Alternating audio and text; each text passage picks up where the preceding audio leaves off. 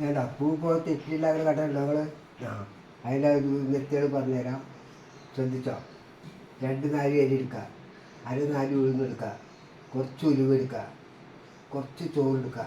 എന്നിട്ട് അത് മിക്സ് ചെയ്ത് ശരിയായിട്ട് അത് ശരിക്കും അരച്ച് നല്ല തലേദിവസം അരച്ച് റെഡിയാക്കിയിട്ട് അടിച്ചു വയ്ക്കുക.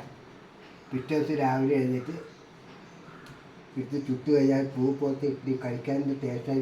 കളറൊക്കെ ഉപ്പുണ്ടാവും, പിന്നെ ഇട്ടത് വേണ്ട, ശരിക്കും നല്ല ഷേപ്പ് അതൊക്കെ നല്ല കറക്റ്റായിട്ട് വരും. കഴിക്കാൻ നല്ല ടേസ്റ്റ് ഉണ്ടാവും.